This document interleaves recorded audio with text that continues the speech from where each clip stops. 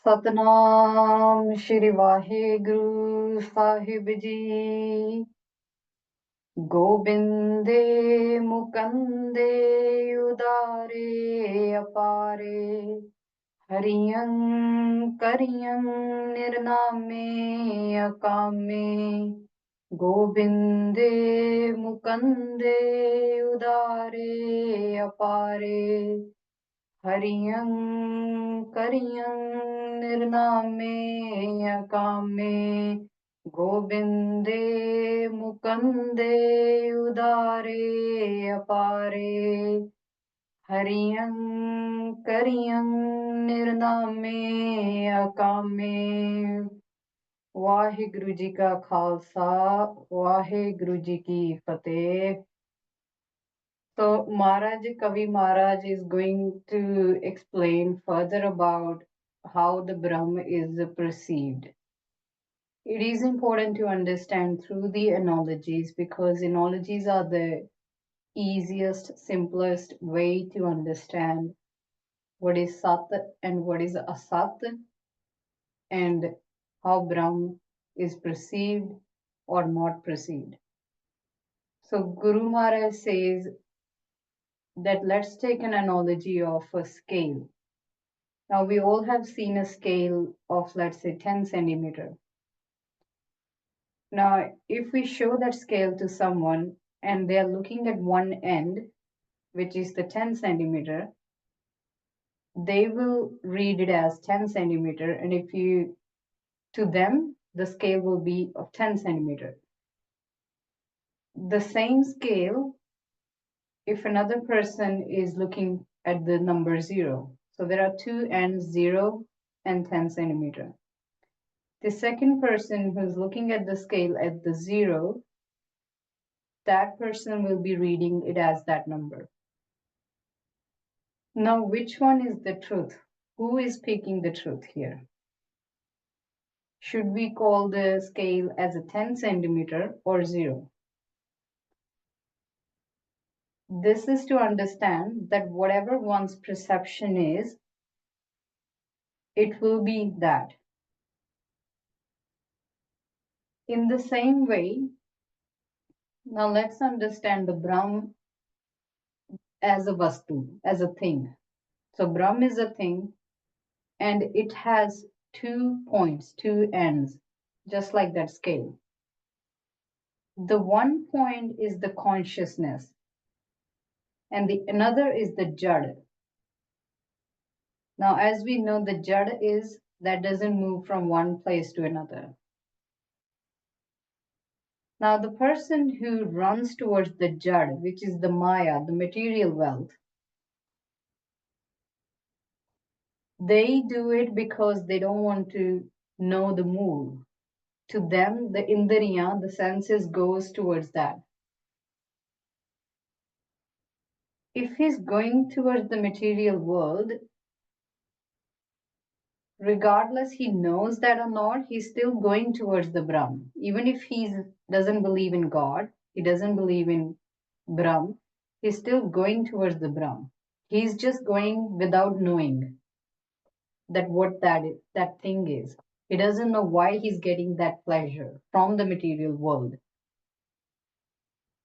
And let's say another person who does tyag of maya, and that person goes towards consciousness. That person thinks that he will leave the Jad Vastu and he will go towards the Chetan Vastu. Even that is Brahma. Now, let's do a thorough vichar of this. That in this scale of Brahma, where one point is Chetan and one is the Jad, which one is the truth? So, Maharaj, it is important for us to do vichar of this.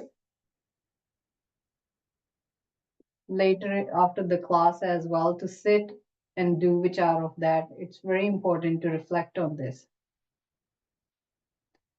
On that same scale, one is a sat and one is asat. Sat is that which never changes. And asat is that changes with time. So it is something today, tomorrow it won't be the same thing. Or after years it will not be there. That is asat vastu.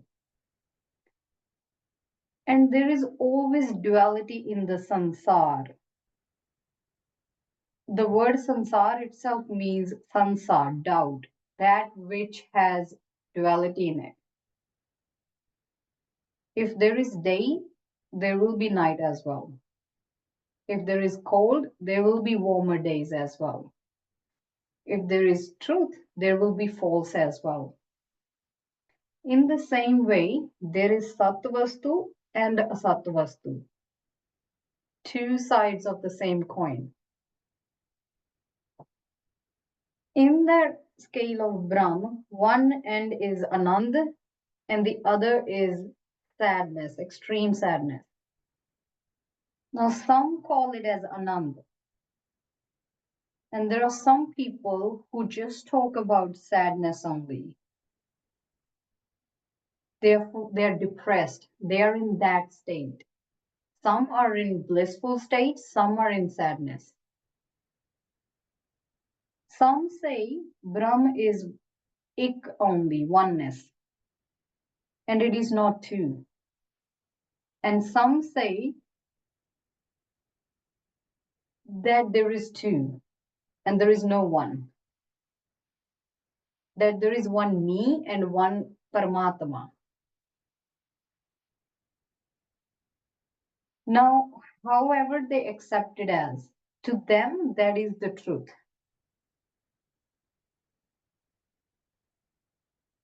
The Brahm is neither duality nor it is non-duality.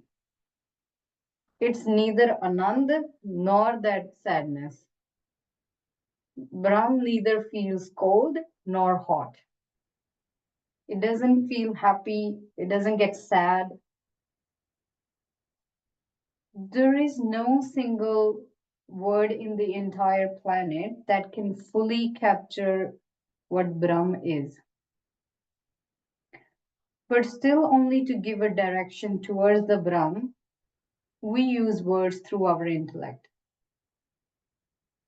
Now, even the words are Maya. And how can we use Maya to describe Brahm? Maharaj says, yes, we can get closer to the truth, but unless and until Brahma does kripa upon himself, upon itself, we cannot get the Brahma Gyan. Unless and until Brahma decides, I'm going to give this Gyan to myself, until that then the approach Brahma Gyan doesn't happen. But still we use the words to get closer to that Brahma. Kavi Maharaj says, he is going to do khandan of few things now. Now he is doing vichar that I can only call Brahm as akhand if there is actually any khandan in it. So khandan means there is a division in it, something that can be broken. And we call Brahm as the akhand. But Maharaj is saying, how can I call it akhand when there is no khandan in it? For something to call akhand unbreakable, there has to be some kind of division in it. So Mara is saying, whom shall I call the chalat vastu and whom shall I call as the jad vastu?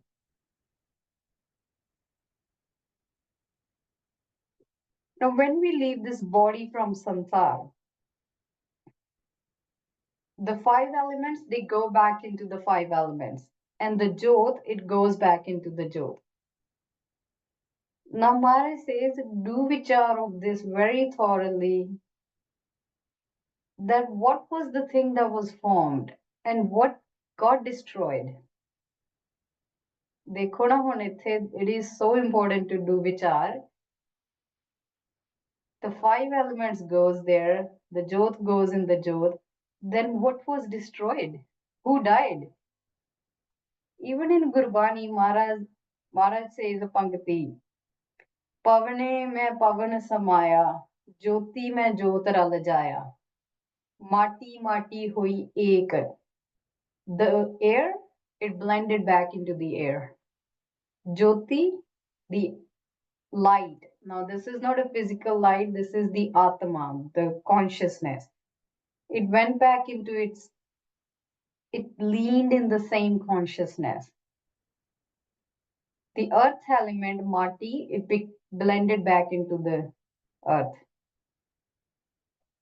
So, who has died here? Kaun muare, kaun mua? Who has died? Maharaj says, who has died here?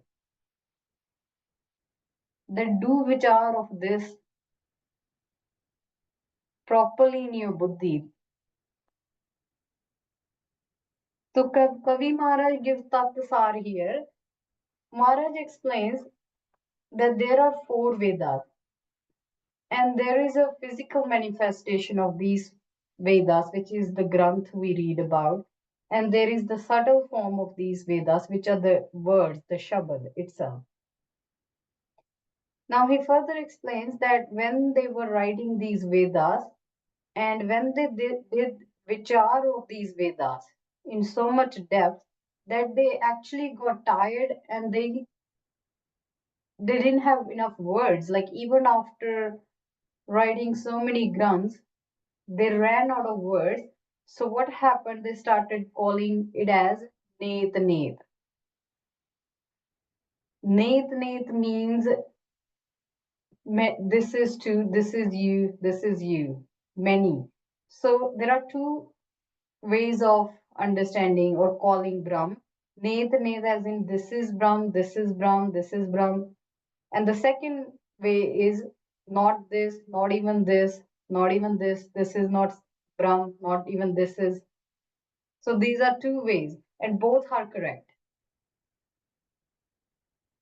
So it is fruitless to even to argue about it. If someone sees Brahm everywhere or there, that's what they are doing abhyas of. That's their way of doing. That's how they want to understand Brahm. Maharaj says when one gets this gyan that everything is Brahm, then whom will that person go to and say that, hey, I've got this wisdom? When all there is Brahm, then that person no longer speaks to anyone about that I have got this wisdom. Because everywhere they see is Brahm. Whom will they say? In them they are Brahm. What they are talking, whom they are talking to is Brahm. Who will they even say that I've got this? Now, Kavi Maharaj says, how can I even call Brahm beyond death when no one is actually taking birth?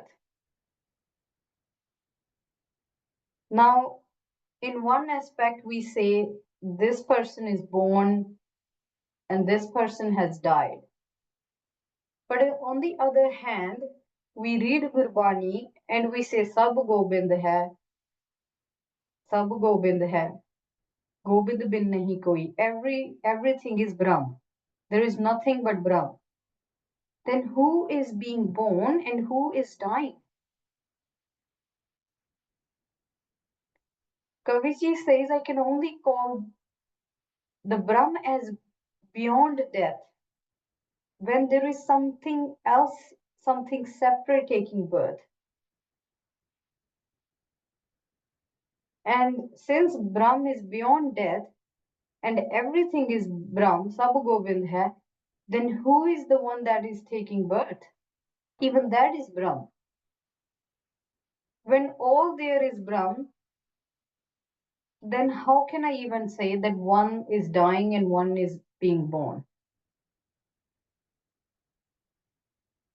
Maharaj says, now if we say Brahm is Akriya means that which doesn't do any actions, that doesn't perform any actions. Then who is doing the actions then? Now see, Maharaj is really questioning these things. who is the one doing the actions then? Even that is Brahm. Brahm is the Karta Purakh as well as Akarta Purakh as well. The doer and the non-doer. And Mare says as Akal Murta Karta Purakh so that the homemade doesn't think that he is the doer. So that we can know the truth, who is actually the doer of it, of everything. And if Brahm is beyond any emotions, then when we see someone crying in emotions, who is that then? Who is crying? Brahm is both Sukh Roop and Dukh Roop as well. It is beyond emotions, but it takes form of emotions as well. Now, to understand this, there is a story of Ramji Maharaj. So when Ramji Maharaj got Vanvas and he left to go to the jungle,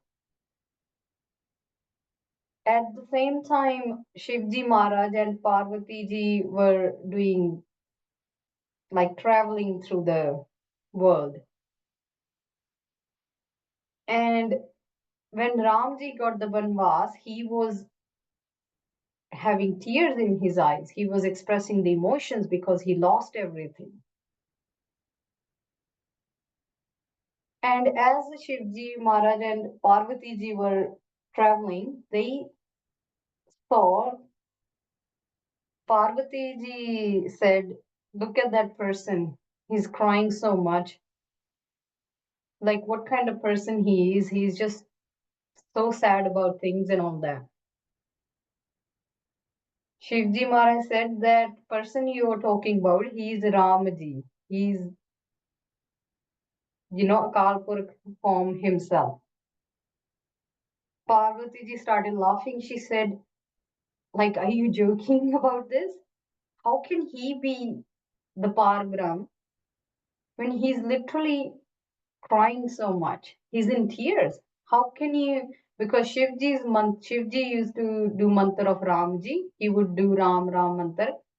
So Parvati ji started mocking him that how can you worship someone who is so vulnerable right now? So what happened? Parvati ji went, she took form of Sita ji and then she went in front of Ram ji just to test him that, okay, let's see who this person is.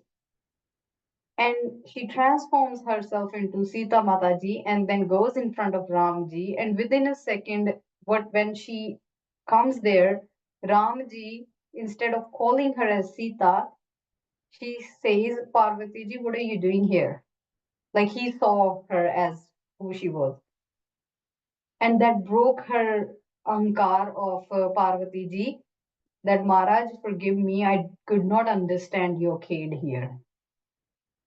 So this is an example that how even Mahapurakhs, how even the Par Brahma takes form of emotions in this case. But when we don't know anything, we judge them based on just the emotions. Now Maharaj says, "I shall call him as Sapang, illuminated from itself, if there is any other thing that is formed, that is beyond it. How can I call it as Sapang, that it has formed from itself when everything is that only?"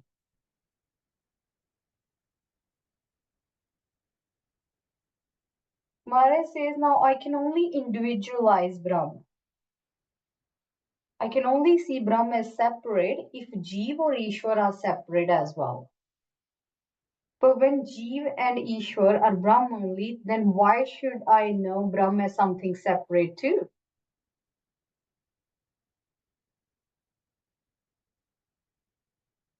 Now Maharaj says that in a way, when a mute person, a person who is not capable of speaking, when a mute person tastes a sweet, how would that person express that sweetness, that joy that he's getting, that anand he's getting, because he's not able to physically, literally able to do it? How can he express that taste to someone else? That's the same avastha of a Brahmgyani. After knowing their own sarup, they remain silent within themselves in Sunna Samadhi. Now, here, silent doesn't mean that they do not speak. They are seen doing exactly all the things. Here, silence means the silence of the mind. Within the mind, it is a thoughtless state. Sunna Samadhi is the thoughtless state. He remains in that state within the mind. He can speak because he is Brahma. It is up to the Brahmagyani how they want to engage. They may speak a lot or they may not speak at all. Whatever they are physically doing, in their mind, there is absolute stillness, zero thought. Kavi Maharaj says, this is how I've explained you the Sarup of Brahma, that it is Sukharup as well as Dukhrup. It is without emotions, but can take form of emotions too. It is Akhanda Vastu and Khanda Vastu as well. It is Jeev and Ishwar as well. It is everywhere. It is everything. It is Kartar as well. And it is Sansar as well. So Maharaj says, Sab Gobind hai, Sab Gobind hai, Gobind bin nahi koi. Maharaj says, I have explained about everything about Brahma now. So know this Atma, this consciousness as that only. The Atma is not separate to Brahma. So there is Atma and then Paramatma. It's not separate. Now Maharaj, Kavi Maharaj gives blessing to the Sikh. He says, Hey pyare Sikh, now you have no prarbadh karam left in you. Those are the previous karam, the actions done in previous lives. Because now you will not consider yourself to be the body. And when now you have accepted that this body is the asat vastu, it's not going to remain forever, and the atma is the sat, then whatever actions will happen from the asat vastu, the body, are not your actions. Actions don't happen from the asat vastu. Only khed happens.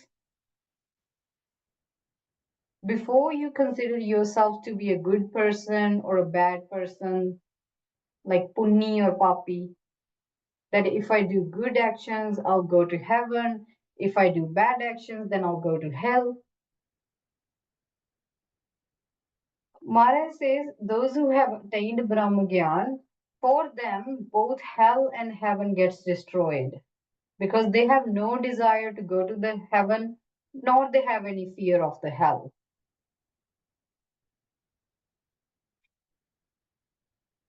So they complete their previous actions by experiencing them in the body, and no new actions are formed. And then they destroy the stored actions. So this was the stored action, the Sanchit Karam, the previous actions, how we previously discussed. Once the Brahm Gyan happens, you become sthit in the Atam Avastha, and no further actions happen there. And that's how the Brahm Gyanis, they obtain the Amar Avastha.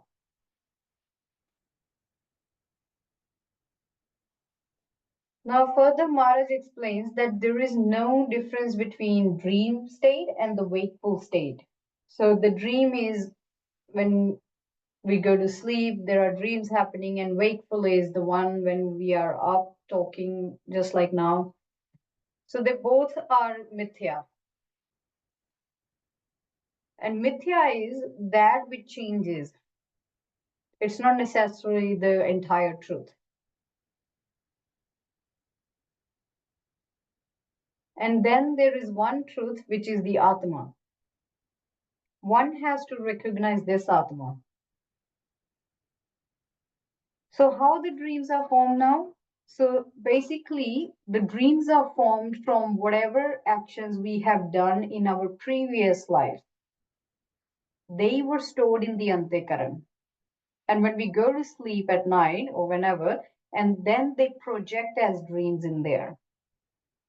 Second cause is whatever we are doing in this day to day life. We have done something, that thing comes up, appears in the form of a person, animal, or whatever incident. It just appears in the dream because it's stored from our day to day activity. That's how it appears in the dream. But the one vastu that always remain is the I. There is always man there. And how to understand this man, this I? There is one Shuddha man. And that Shuddha man helps us in getting the knowledge about the Atma. That's why Maharaj says in Gurbani, Home dirag rog hai, daru pi samahe. Because it is the home, the man only that is gonna help the man realize the Atma. And then there is the Ashuddha home. And that Ashuddha home, it goes towards the temporary things. That's why it is dirag rog. That is, it's a disease as well because it can go either way. Now, when we are not able to obtain or fulfill the desires in the through the physical body, we get that in a dream. We experience the same pleasure through the dreams. Now, not that dream is true, and neither is this wakeful state. The one that stays still, is always there present, is the Atma. Now, what happens in dreams?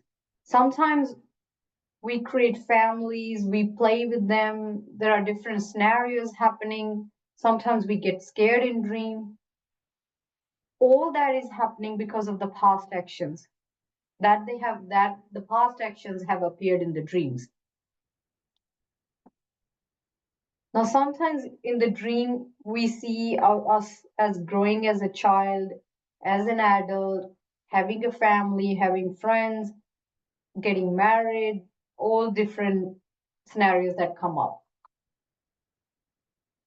And when that dream is broken, then we wake up into that, we wake up from the dream, but both are not the truth.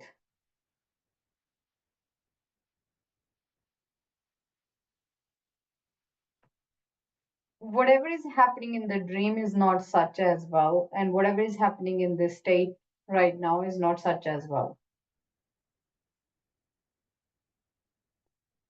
Maharaj says both the avastha are false.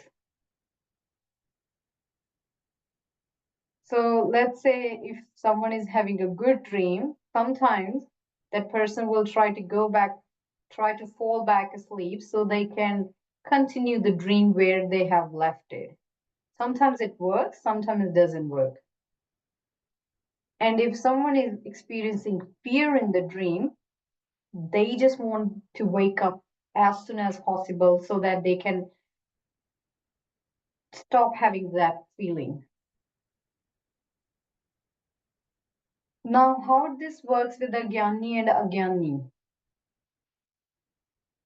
When an Agyani is having a dream, they think that dream is such. Sometimes, if they don't have the Gyan at all, they will see it as such. They will feel the fear. They will have exact same emotions, what they have experienced in the physical form. They will be experiencing the same one. And even when sometimes when they wake up and they will get scared that what happened in the dream, they will worry about it. And what happens with the Gyani? The Gyani knows that is not the truth. So he doesn't engage with the dream. Sometimes even this happens that a Gyani is able to see their dream. When they are having the dream, they are just the observer. They know the dream is happening. They don't do anything. They're just there. And sometimes they have a deep sleep, complete, so no activity happening. But even if there is a dream going, they are aware of it. Even in the dream, they know this is not the truth. So they don't get entangled into that story there. And the one experiencing the dream and the wakeful state, both, that is the Atma. When one becomes as the observer, then they see the world from that vision as the observer only. And when one does a abhyas of the qualities of the Atma, which is the Sat Chitanand, then one becomes Atam Sarup. They become still in that. And how can this abhyas be done? That is by going to what Gurbani is saying, by following the gun of Gurbani, by listening to the bachan, the words of the Guru, and applying in life. And to see Atam as Sat, because that's what Gurbani is trying to, all Gurbani is saying is about the Sat. So, in order to become that Ru, one has to follow what Gurbani is saying.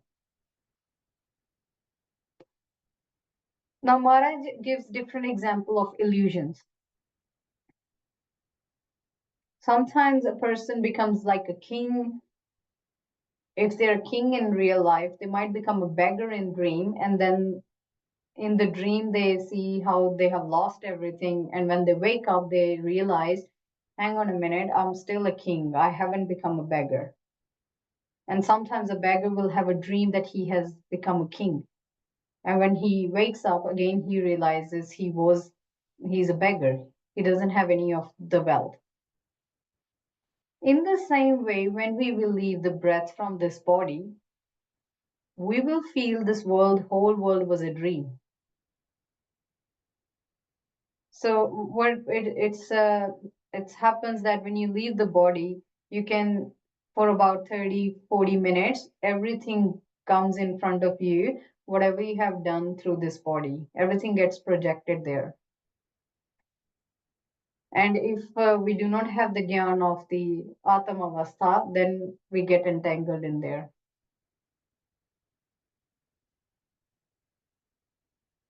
But when we will leave the body, the sansar, it will be too late because we haven't practiced the Atam Gyan. We haven't practiced being in the Atam Avastha. Whoever in the history up to present age, whoever has achieved the Brahm Gyan, Atam Gyan, they have only done it while in the body. There is no way that you can get the Brahm Gyan after you leave. So oftentimes people are known that they start doing part, they start doing Nam Jap at a certain age so that, they can do as much as, but without knowing why they are doing the part. Sometimes we read thousands of Granth, different part, and just adding up to the ego without even realizing why we are reading that. So without the body, the Atam Gyan cannot happen. And that's why even Devi Devte, they long for this human body. So they can do the Nam Jap and they can become still in the Atamavastha.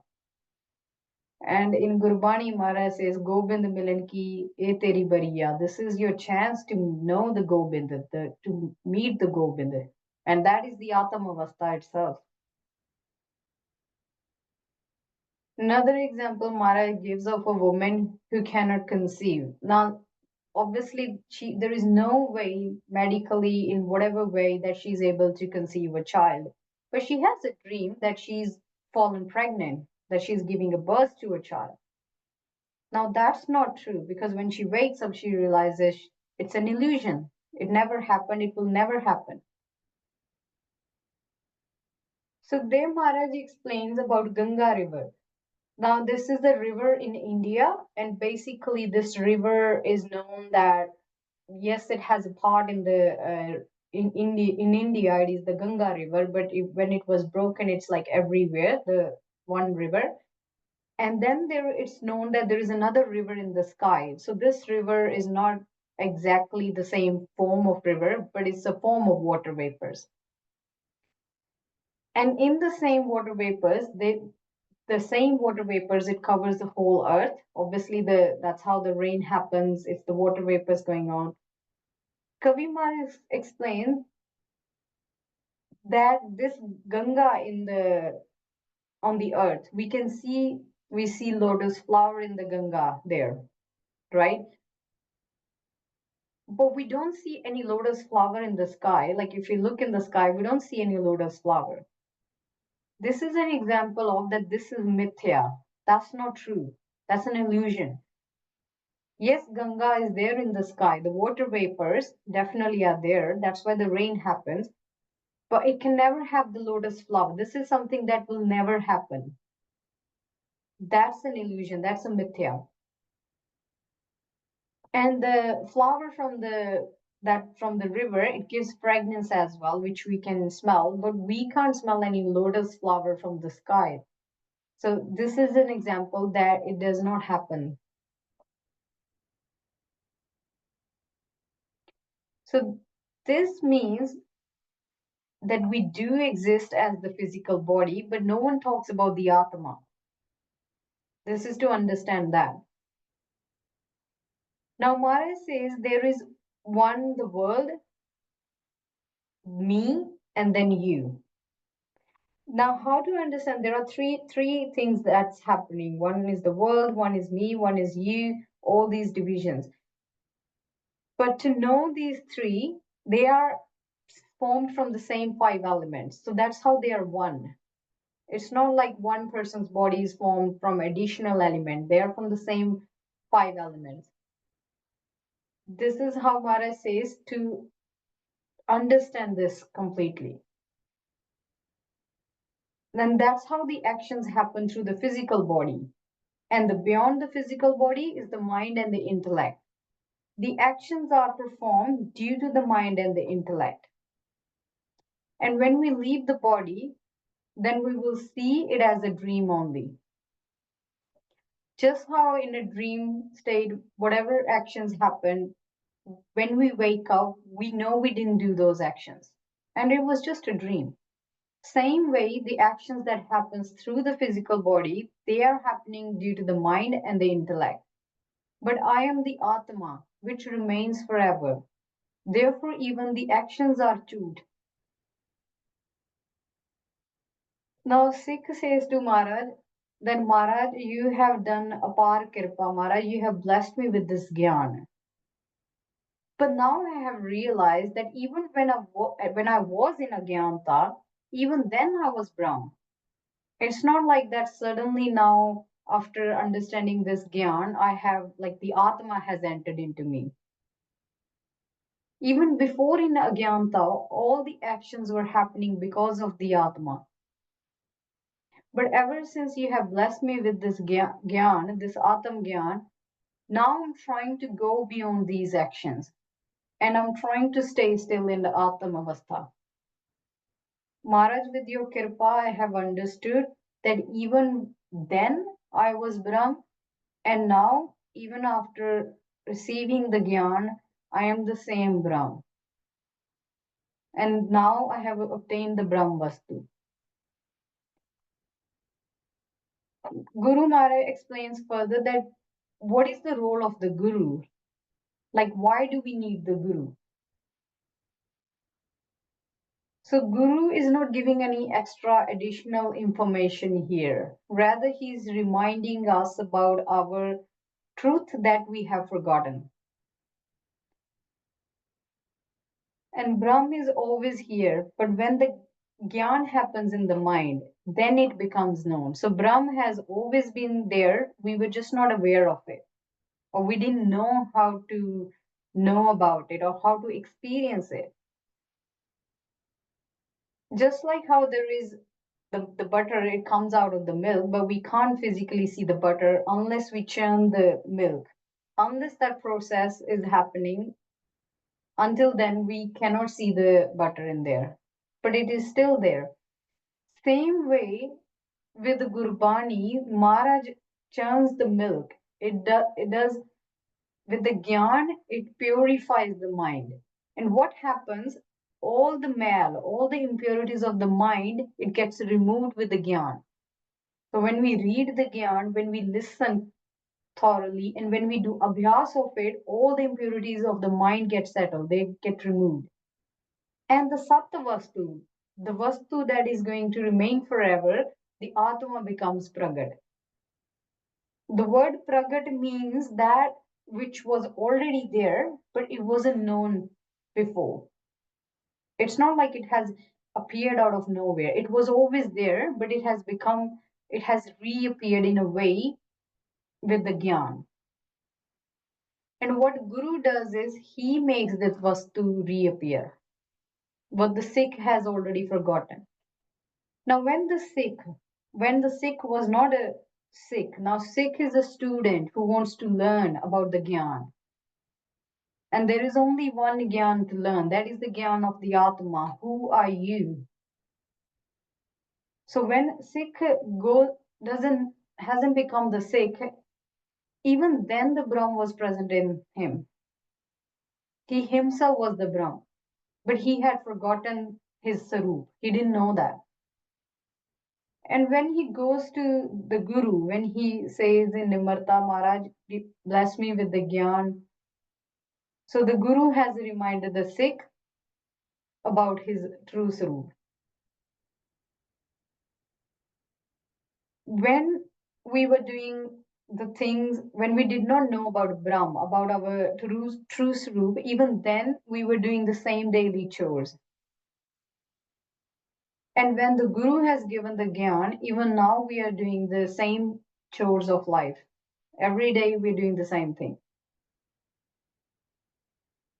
The activities of the body, it continues happening in the same way. We're still eating, we're still sleeping, we're still talking to one another. It's still happening. It doesn't mean that when one gets the Gyan, they will leave the sansar. And if by getting the Gyan, we are still having the thought of leaving the sansar, then it means we have not understood the Gyan yet.